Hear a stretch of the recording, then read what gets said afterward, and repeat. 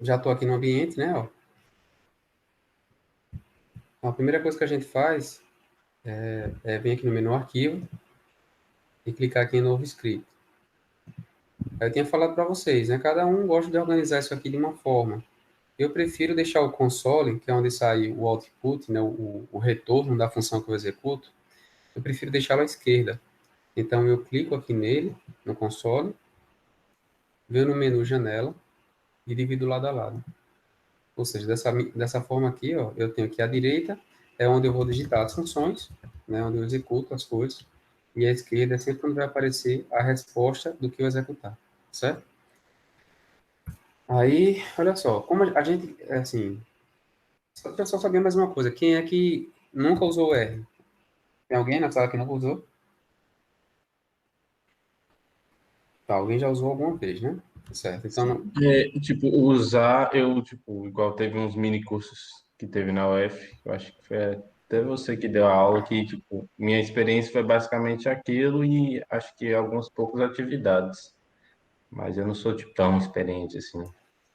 tá, o que eu tô querendo, eu tô perguntando isso porque, assim, só para pelo menos falar o beabá inicial, né?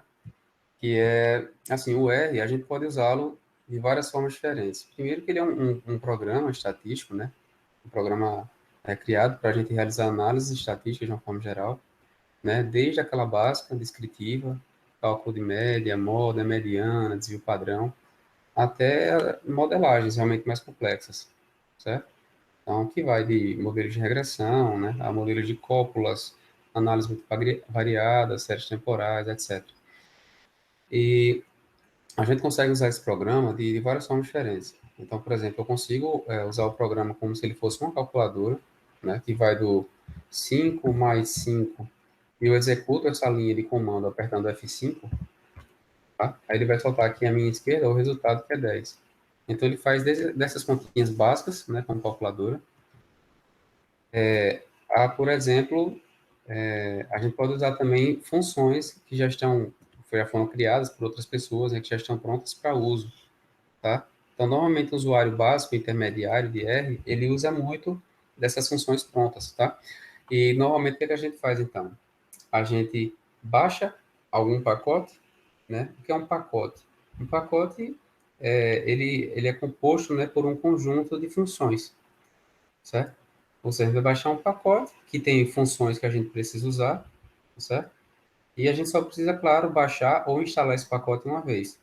No entanto, né, dado que ele já está instalado, sempre que a gente abre o programa, a gente precisa requerer o uso do pacote, certo? Então, por exemplo, se eu vou instalar um pacote aqui, ó, eu posso usar esse comando install.packages e entre parênteses eu coloco o nome do pacote, tá? Então, eu poderia, por exemplo, instalar o pacote Actuar, que é um pacote que tem um monte de função para atuária, certo? Aí eu só rodaria aqui apertando F5, né, essa linha de comando. Ó, ele vai abrir aqui, né, o CRAN, né, os espelhos, para poder escolher de onde eu vou baixar esse pacote. Eu costumo baixar daqui do Kansas, tá? Antigamente eu baixava do Paraná, aqui no Brasil, que ele era mais estável, mas de vez em quando ele dava uns probleminhas, o pacote não queria rodar, ou tinha menos funções do que deveria ter. Aí eu comecei a baixar daqui e não tive mais problema. Escolhi, né, dei um OK, aguardo ele instalar. Normalmente, quando a instalação está, né, finalizada, e aparece aqui uma espécie de endereço, ele me dizendo onde foi instalado o pacote, certo? Então é só aguardar aqui um pouquinho, ó. Me deu o endereço, tá aqui C, usuário, Luiz, parará, parará, ou seja, já está instalado. Então, se eu quiser usar esse pacote, dado que ele está instalado, ó, eu posso requerer o uso através dessa função, certo? Require. Vai aqui à esquerda, beleza, já fiz a leitura do pacote. Eu poderia pedir também para usar esse pacote usando a função library, tanto faz. Tá? A gente usa um, a gente usa o outro. Eu prefiro require porque requerer, né, fica mais fácil na minha cabeça, mas cada um usa o que achar mais bacana. Pronto, é isso então, tá? O que a gente precisa aqui para poder calcular, né, esse seguro discreto individual, e na próxima aula também, né, o cálculo de anuidade discreto individual, é só isso aqui. Primeiro eu instalo o programa, e toda vida quando eu ligar o computador e abrir o R, agora eu vou precisar requerer o pacote para poder usá-lo, tá? Só que no nosso caso, né, na nossa matéria aqui, a gente não vai usar o Actuar, né? A gente vai usar um outro pacote, certo? Aí o que é que eu fiz para adiantar? Vocês também podem fazer isso. Eu acho que vocês já baixaram, né, o arquivo da aula passada. Então, vocês podem abrir, ó, o arquivo que eu enviei pelo Cigarra, chamado script, certo? Aí você, ó, copia, seleciona tudo. Você pode fazer com o mouse ou você pode fazer apertando Ctrl A, é a mesma coisa. Aí, Ctrl C, né? Lá pro R agora, ó. Ctrl V, colei tudo, tá? Essas linhas que são iniciadas pelo hashtag, o R vai entender que é texto. Então, se eu rodar aqui, por exemplo, aqui, ó, F5 nessa linha, aqui à esquerda ele só fez ler o texto normalmente, comandos iniciais. Toda linha que foi iniciada por outro símbolo, né, por outra letra, enfim, ele vai entender que é uma função, tá? Perceba que as funções, de uma forma geral, como é que elas se apresentam? A gente vai ter aqui o nome da função, por exemplo, a função RM, perdão, e dentro dos parênteses, a gente sempre vai informar qual o argumento, né, para poder rodar essa função. Sempre vai ser assim, ó, style package, aqui dentro do parênteses vai ter o argumento. Require, argumento. Read.table, argumento. Tá? Pode prestar atenção nessa estrutura. Esse RM aqui, pessoal, é só para a gente poder limpar todos os objetos que porventura estejam salvos aqui no R. Tá? Então, se você já tiver, por exemplo, colocado que x é igual a 10, certo? Outra vez que você usou, aí você rodou, né? Você pergunta, quem é x? F5. Aí ele soltou, é 10. Aí, sei lá, vai que você rodou um monte de coisa da última vez e alguma coisa ainda ficou armazenada na memória do R. Aí, toda vez que eu vou iniciar o R, eu sempre gosto de apertar esse negócio aqui, tá? Eu dou Ctrl R, ou Ctrl R ou F5 nessa linha.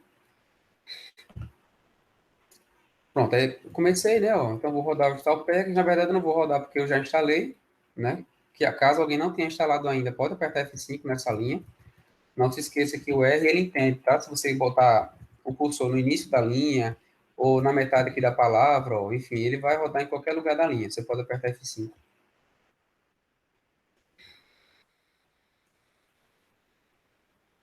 Alguém não instalou o programa, o pacote, quer dizer, para a gente esperar um pouco? Ou eu posso seguir?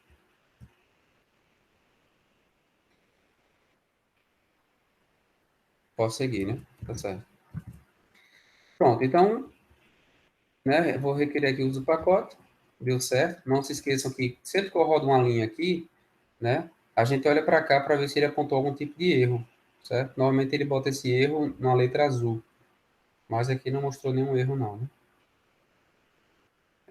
Essa função aqui, não sei se todo mundo também sabe, né, mas ela serve para ler o arquivo, tá? O arquivo que esteja em bloco de notas, que é o nosso caso, eu passei para vocês os dados em bloco de notas. Falei para vocês que eu prefiro fazer essa leitura no bloco de notas, porque também na minha prática sempre me deu menos trabalho, certo? Além do que o arquivo fica bem mais leve, né, do que no Excel. Pronto, então o argumento está aqui para ler essa função, né, essa planilha. Pronto. Então, aí você coloca entre aspas o nome do arquivo, e isso aqui, né, está aqui, ó, depois da vírgula, que é o segundo argumento, afinal de contas, os argumentos são separados por vírgulas, tá? Significa que o meu banco de dados ele tem cabeçalho, certo? Isso aqui é a mesma coisa que colocar assim, ó, por completo. Ida igual a true, certo? Ou seja, cabeçalho é verdadeiro, tem cabeçalho. Normalmente a gente resume, né, no nosso dia a dia. Aí a gente vem para a função O. Vamos rodar essa função de leitura de dados, read.table. Ele não leu. Por que ele não leu? Alguém sabe falar? Porque ele não localizou o arquivo no Isso, computador. isso. Inclusive, ele até colocou aqui, ó, não é possível abrir o arquivo, né, ó, justamente porque eu não informei em qual parte que ele está localizado. Então, eu vou clicar aqui no console, menu arquivo, mudo o diretório, e vamos fazer o caminho todinho, né? Vou clicar aqui em documentos. Agora sim. Eu vou só limpar que está bem sujo, né? Aqui à esquerda, eu vou apertar Ctrl L e lápis. Aí dá uma apagada para mim aqui e vamos seguir. Agora sim, eu rodei sem problema. Ele não deu nenhuma mensagem de erro. Eu tinha falado para vocês que essa função head, né? É justamente para a gente ler as 6 primeiras linhas do arquivo, né? Lembrando que agora arquivo aqui, a gente fez a leitura, né? E eu chamei esse banco de dados, tá certo? Lembre-se que o que está à esquerda da igualdade, né, é você que inventa, o nome que você quiser aí, tá? Eu quis chamar de dados, então ficou assim. Professor, Foi. como é que eu faço para selecionar uma linha de comando? Aqui eu só consigo ir uma por uma na seta do teclado. Mas, por exemplo, você quer rodar essas duas linhas ao mesmo tempo, é? Não, eu quero conseguir selecionar, rodar aqui pelo mouse, encontrar a linha que eu quero e rodar ela. Aqui eu só Tipo, consigo ir de uma em uma na seta do teclado. Aí eu tenho que segurar até lá em cima, até chegar na linha de comando. não sei se eu entendi, mas, por exemplo, eu cliquei aqui, ó, no A, se ele tanto faz aqui nessa linha, É, né? por exemplo, você não consegue mover essa barrinha, eu não consigo selecionar a linha de comando. Mas basta você clicar em qualquer lugar da linha que você consegue rodar. Pois é, eu tô clicando na linha e ela não vai, não aparece. Estranho, o seu mouse não tá com problema, não? Não, tá não. Você quer compartilhar sua tela com a gente, para ver se fica mais fácil de descobrir? Pode ser. Tá, eu vou tirar aqui, tá? Compartilha aí. Aí depois a gente volta para cá. Só um instante. Sem problema. Aí, olha só, perceba que você colou os comandos todos no console, e você não colou no editor, tá vendo? Uhum, Então era para você ter dado Ctrl V aqui, nessa parte branca, na tela branca. Porque, entendo. como eu falei, o editor é onde eu costumo colocar os códigos que eu vou rodar. No console vai sair a resposta do que eu rodar. Entendeu? Faça isso. Entendi. Assim, tipo, eu acho que é melhor você fechar e abrir de novo. Fecha o R, né? Aí você abre ele, vai lá em File, você abriu o RStudio, né? Foi. Vai lá no arquivo, então. Aí, novo, script, clica no console, a janela e lado a lado. Pronto, aí o script você copia lá do bloco de notas, É que já porque está toda rodando vez tudo automático. ele coloca digita no R console. Deixa eu fazer de novo aqui. Você pode fazer o seguinte, então, faça assim, ó. Isso, eu ia falar para você abrir. Pode abrir lá se você quiser também. É a mesma coisa, tá? Se você quiser, vou clicar no menu arquivo e for em abrir, é a mesma coisa. R editor. Pronto, acho que ficou certo. Entendeu? Agora sim, você Entendi. colocou no lugar certo. Aí agora sim você consegue rodar linha por linha e ele vai sair na resposta uma por uma. Tá certo, professor. Obrigado. Desculpa aí pela. Nada, não, sem problema. Viu? Então eu vou compartilhar a minha Vou agora. Pode interromper fechar a aqui. tua. Tá bom. Obrigado. Nada. Pronto, é bom que todo mundo já ficou atento, né? Quem não tinha visto isso ainda, sempre escreva o seu código, ou cole, né, seu código sempre no editor, tá?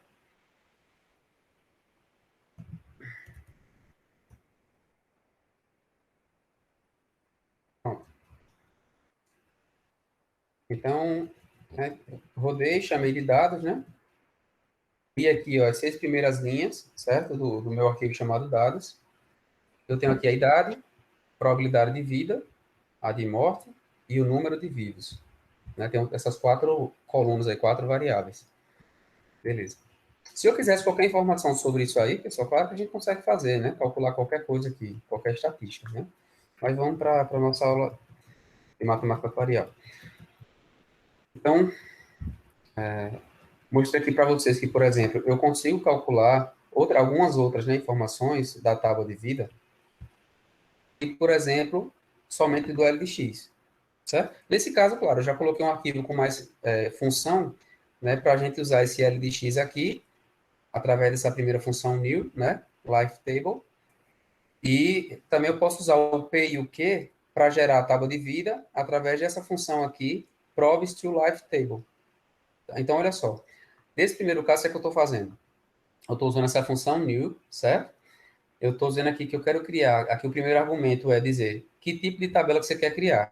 Eu quero criar uma tabela de vida. Aí eu coloco entre aspas. Vírgula, segundo argumento, eu tenho que dizer quem é a idade, certo? No meu banco de dados. Eu estou dizendo que a idade é quem? Eu chamei de X, coincidentemente, né? Mas eu poderia ter chamado lá na minha tabela de outro nome, né? Isso aqui poderia estar idade, por exemplo. Certo? Aí eu ia dizer aqui que seria dados, cifrão, idade. O que é isso, dados, cifrão, né? Para que serve esse negócio aqui? Isso aqui, eu vou colar aqui em cima só para mostrar, ó. Isso aqui corresponde justamente a toda essa informação aqui de X no meu banco de dados, tá? Como eu chamei meu banco de dados, né? Eu digo aqui, ó, o objeto é esse, e dentro do objeto, né, eu boto cifrão para dizer que eu vou pegar uma coluna desse conjunto de dados. Então, eu peguei a coluna X, certo?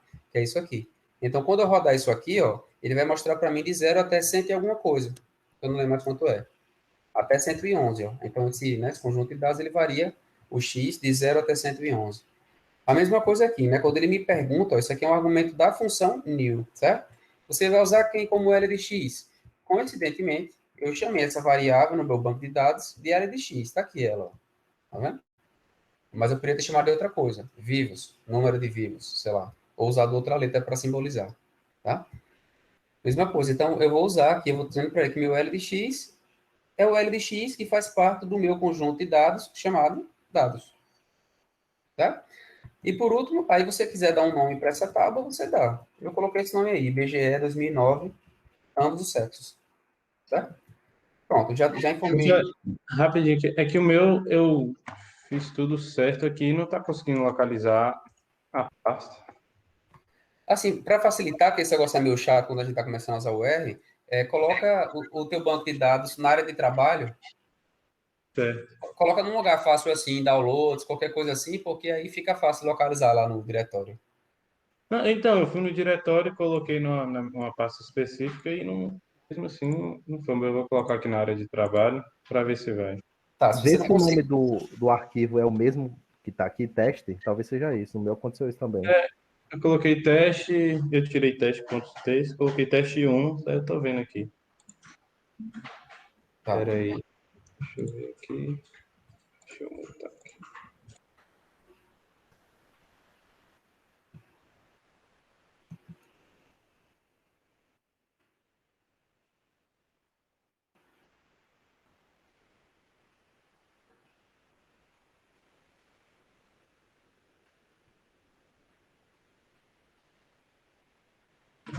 Fica falando que ele não achou, não foi possível abrir o arquivo teste 1. Eu acho que você vai ter que compartilhar a tela com a gente, não, para a gente poder ver, assim, né? Descobrir, assim fica meio difícil. Abra aí pra gente. Espera aí, vou abrir. Agora é porque aqui tá pequenininho pra... Ah, tô vendo aqui, cara. Você não colocou o ponto .txt, não, no nome do arquivo, entre aspas. Aqui? Tem que colocar ponto .txt no final do nome aí. Ah, tá. Ponto txt. Ah, pensei que tinha que. Roda aí. Agora vai. Beleza, né? Sim, sim, agora foi, agora foi. Pronto. Ok, então, valeu aí. Valeu.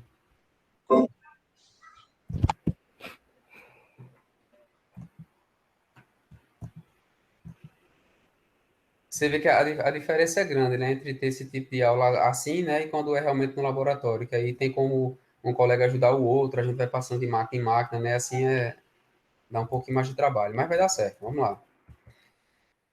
Aí, roda aí o restante, né? Para ver se dá certo, tá? Né, a função head. E essas funções aqui também, né? New, tá? Certo, pessoal? Então, a gente aqui, né? Viu quais eram os argumentos que a gente precisava informar. Aí, o que é que eu estou fazendo aqui? Esse resultado que ele vai soltar para mim, esse output, eu quero agora que ele chame para mim disso aqui. Eu que dei o nome, você pode dar o nome que você quiser aí, tá? Então, eu chamei de tábua de vida do IBGE 1. Certo? Aí, aqui embaixo, eu só fiz digitar o nome de novo, só para ele me mostrar o que é isso. Tá certo? Então, aqui ele gerou a tábua para mim, e aqui nessa linha de baixo, ele vai me mostrar, tá? Então, eu vou rodar F5 aqui, ó. Ou não rodei, foi mal. Certo? Então, ele mostrou para mim. Vou subir a barra de rolagem. E a partir da função de x e de L de x, ele gerou para mim P de x e E de x. Ele gerou a probabilidade de vida e a expectativa de vida. Certo? Eu poderia também, vou apagar aqui, né, só para deixar mais limpa a tela, eu poderia também gerar, né, outras funções na tábua de vida, ou a partir de P ou a partir de Q, tanto faz. Tá certo? Então, foi por isso que no meu dado original, esse aqui, ó, o head dados, já tinha colocado o P e o Q também, certo? Que era só para a gente treinar também essa outra função. Porque às vezes você tem L, às vezes você tem Q. Que é o caso, por exemplo, lá daquele banco de dados, né, que o IBA organizou e disponibilizou. Ele colocou lá foi o Q de X. Então, você tem como gerar algumas funções a partir do Q, tá aqui. Certo? Aí, informei de novo aqui quem são os argumentos, né? Então, eu preciso informar quem é a probabilidade. Não, primeiro eu preciso informar se eu vou usar o P ou o Q. Aí eu digo aqui, eu vou usar o Q. E aqui eu estou informando qual é o Q, de onde eu vou tirar isso. Né? Eu vou tirar do meu banco de dados, que eu chamei de dados, tá? Isso aqui eu nem mexi, na verdade, tá? Esse radix aqui eu nem olhei no help para que serve, eu não mexi. Do jeito que eu peguei a função lá na internet, eu já deixei aí. Vocês podem consultar depois, tá? Quando vocês querem consultar alguma coisa no help, ó, para ver o que é que significa cada argumento, você digita a função, abre, fecha parênteses e coloca uma interrogação no começo da função, ó, certo? Aí eu dou um F5, aí ele vai explicar bem direitinho a função, o que é, quais são os argumentos. Às vezes ele dá alguma referência também bibliográfica. E no final ele dá um exemplo de como rodar isso. Tá? Então, Legal. radix aqui, é a raiz, tá mal, né? Então, isso aqui, a raiz da tábua de vida, provavelmente, né?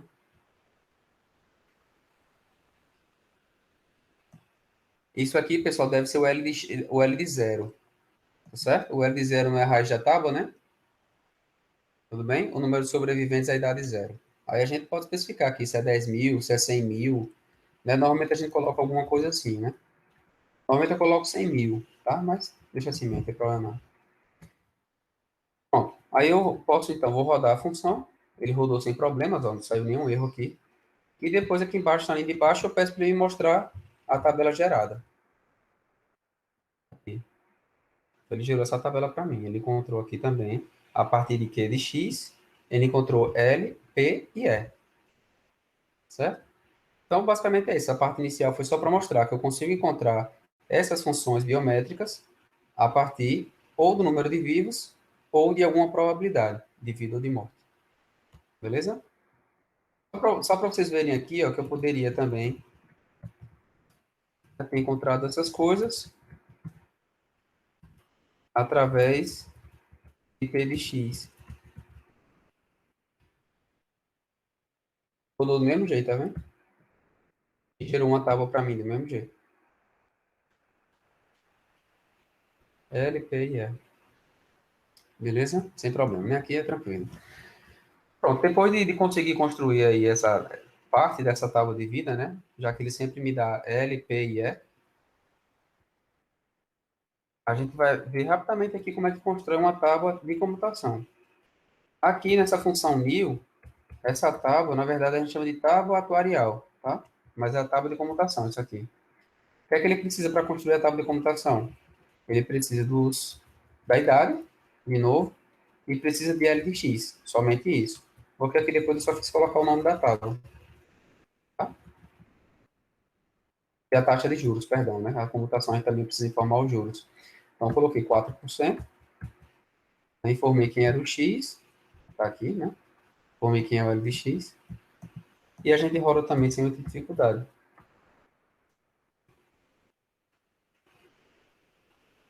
Aqui rodou, né? No caso, assim, só porque aqui ele mostra meio separado, que não cabe na página, né? Mas aqui, ó. A partir de X e L, idade e número de vivos, temos comutações D, N, C, M e R, certo? As duas primeiras relacionadas à cobertura sobrevivência, e essas três a gente usa para cobertura morte, certo? No nosso caso, a gente está estudando só cobertura morte, né? Que é a parte de seguros. Ok? Aqui é que a gente usa aqui, não sei se vocês lembram, né? Mas a gente usa pelo menos essa parte aqui, o D, né? O D sempre está no nosso denominador, quando a gente vai calcular seguro usando funções de comutação, certo? É sempre M sobre D, né? Quando é o seguro para uma pessoa. Mas vamos voltar.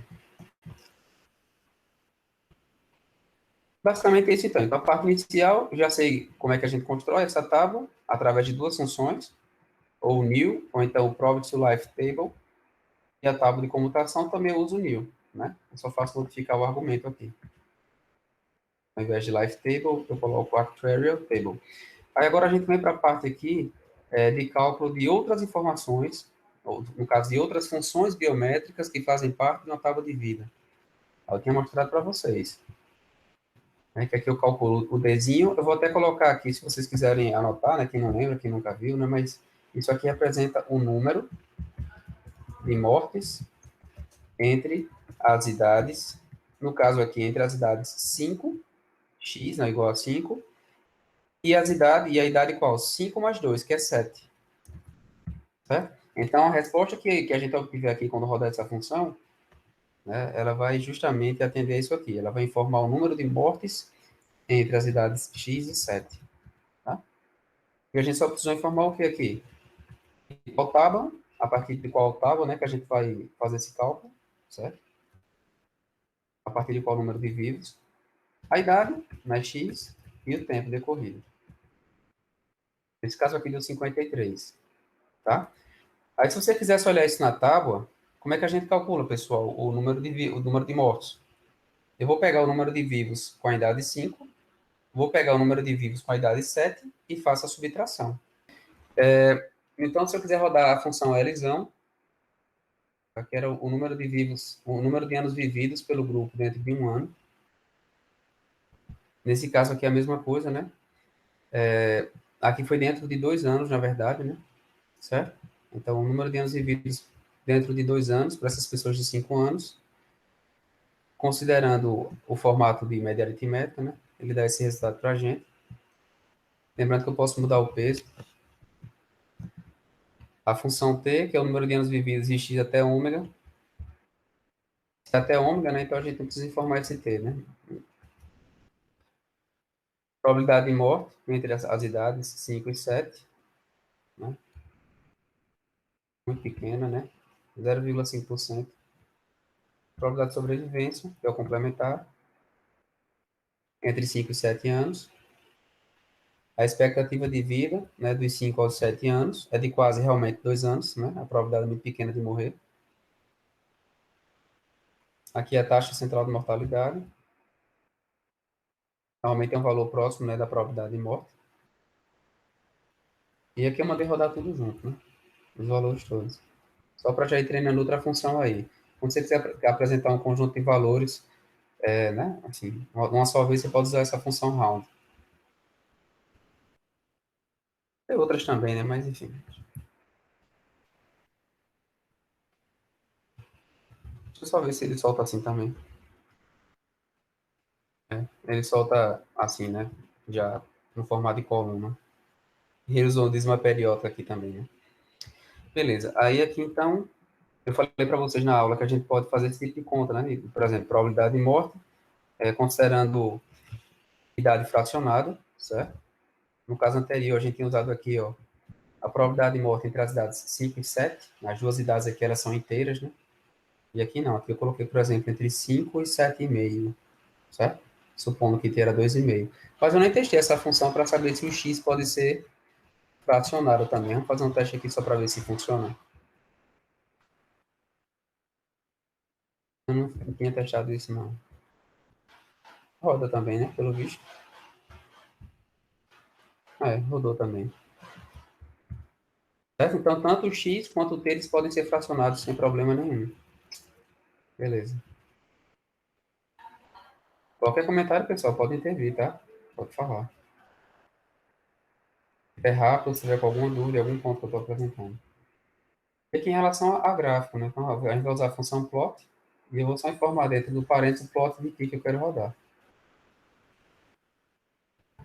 Beleza? Então, por exemplo, se eu quiser rodar o plot da probabilidade de morte, ele solta para mim, né? Ó. A probabilidade de morrer está aqui no início, um pouquinho mais elevada, tá vendo o primeiro ponto? Aí no ano seguinte, essa probabilidade de morte cai, né, e ela permanece praticamente constante ao longo da vida, até mais ou menos. Ó, tem uma pequena elevação aqui, né? Ó, na maioridade, bem de leve. Não sei se vocês conseguem ver, deixa eu ver se eu. Assim fica mais fácil. Mas tá aqui, ó, começa um pouco alta, cai, permanece relativamente constante, né? Vai elevando um pouquinho, né?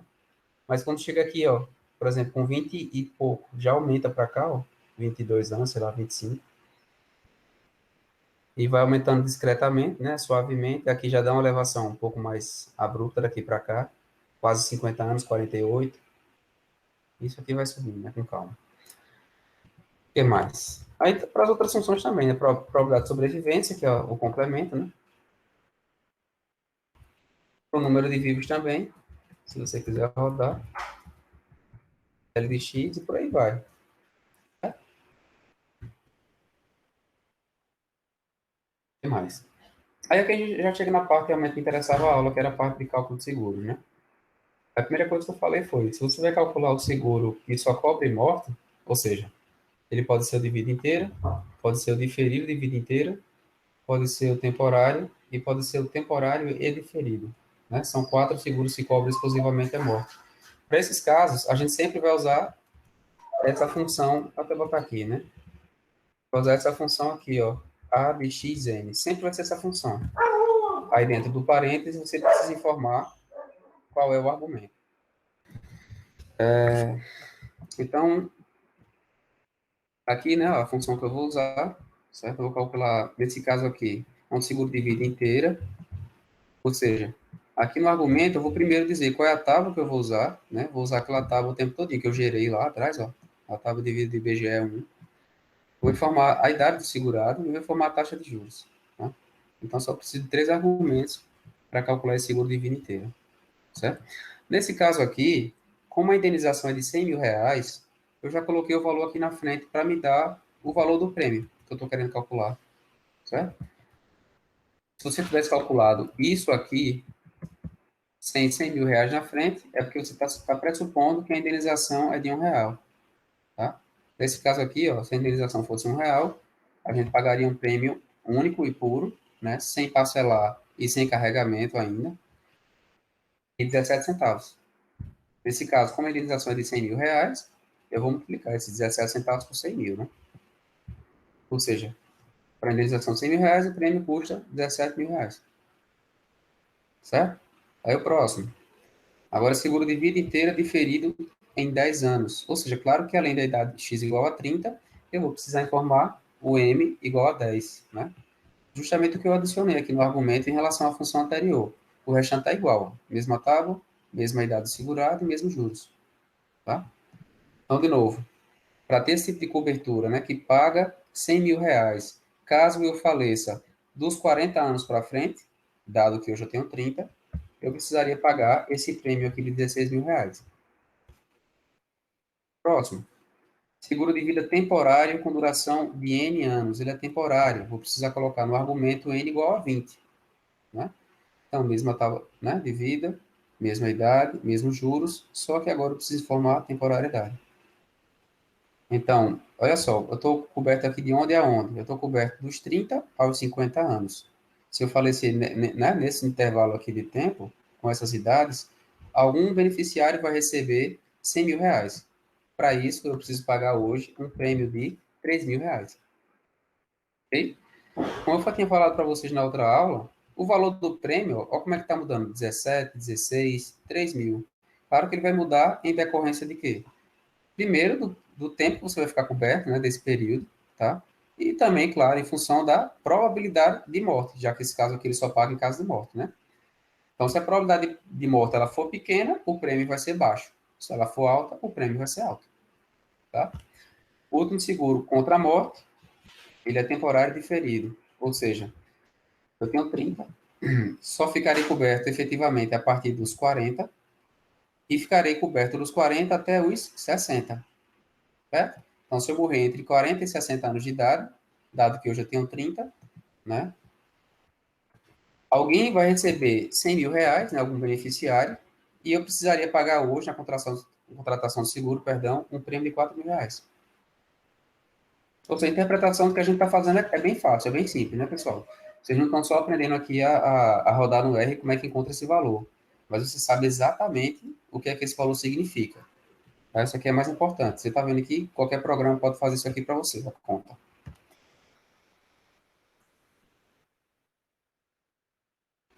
aqui eu falei o seguinte, né, que de uma forma geral, né, o padrão é que a gente pague, no caso a seguradora, pague a indenização sempre no final do ano, tá? Como esse é o padrão, então, em termos de função aqui no R, né, essa função AXN, certo? A gente não precisa informar nada. Quando eu não informo nada em relação a isso, significa que realmente a indenização será paga no final do ano. Mas se for em outro formato, né, se for pago no final do mês, no final da semana, no final, enfim, do semestre, do bimestre, etc., você vai adicionar um argumento chamado K para informar isso aqui. Tá certo? Então, por exemplo, se isso vai ser pago no final do mês, você tem que dizer que K é igual a 12, porque são 12 meses no ano.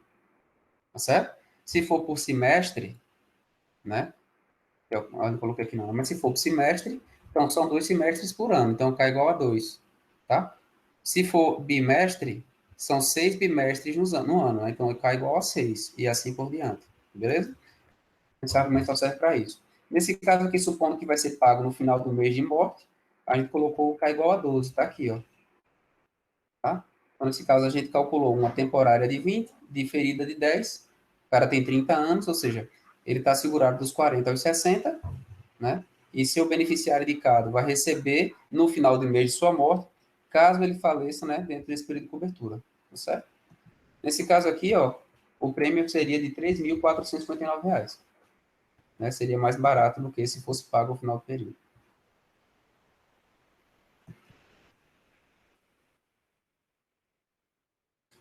O argumento power, isso aqui eu não falei para vocês, tá? Isso aqui eu vou, assim, vocês vão ver melhor quando a gente calcular. A gente vai ter a próxima aula de seguro, daqui a 2 semanas, seguro de forma contínua. Tá? É lá que a gente vai falar sobre isso aqui, sobre o cálculo de variância. É por isso que eu pulei esse negócio na aula, tá? Aí depois que vocês virem essa aula, vai fazer mais sentido quando vocês rodarem isso aqui de novo. Bom, agora a gente está indo para o seguro que só cobre sobrevivência, certo? Então a indenização só vai ser paga pela seguradora caso o segurado sobreviva. Perceba que nos casos, né, que só há pagamento quando o segurado morre, sempre quem vai receber lá é quem? O beneficiário. Aqui não, no total puro, como é sobrevivência, sempre quem vai receber é o segurado, tá?